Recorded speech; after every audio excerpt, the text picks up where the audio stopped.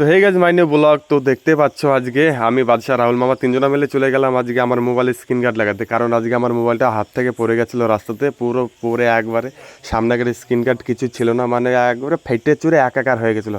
সাথে সাথে আমি চলে গেলাম সোহেলের দোকানে গিয়ে বললাম যে একবার ভালো করে মোবাইলটাকে স্ক্রিন গার্ডটা লাগিয়ে দাও তো, আর আগাগোড়া পিছনের দিকে মানে একবার ফু দিয়ে দাও, যাতে আমার মোবাইলটা একটু জোরজার হয় একটু ভালো করে।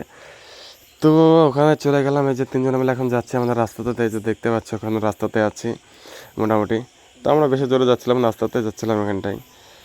তো এই যে অর্ধেক রাস্তা চলে আসছে এখানটায়, এই যে রাহুল ওখানটায় চলে গেল, মামু হয়তো কোনো কাজে গেছিলো ওখানটায়, আমি আর বাদশা এখন যাচ্ছি এখানটায়। তো রাহুলের দোকানে আমি অলরেডি এখানটায় চলে আসছিলাম, আর এই যে দেখতে পাচ্ছ সোহেলের দোকানটা। তো সোহেলের দোকানে যে এখানটা, এখন সোহেলের দোকানে আমি এখানটায় যাবো। তো সোহেল এখানটা দোকানে প্রথমেই দেখলাম যে এখানে মাল কিনছিল, আরও সব লোক আসছিল এখানটা, আর এই যে বাদশা আর বাদশার গাড়ি এটা। তো সোহেল এখন একটা মোবাইল ছাড়ছে, তো এখন আমাকে ওর জন্য অপেক্ষা করতে হবে, একটু অপেক্ষা করলাম। তো অনেকক্ষণ পরে তো দেখতে পাচ্ছ এখানটায় আমার মোবাইলটা এখন স্ক্রিন গার্ড লাগানো মনে হয় পুরো কমপ্লিট হয়ে গেছে।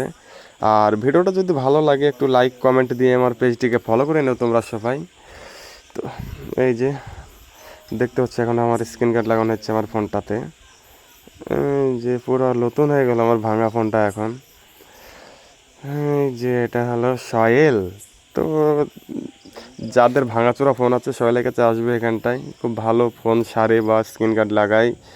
তো ভিডিওটা আমার এ পর্যন্ত শেষ, ভালো থেকো সবাই, আর এটাই আমার ফোন।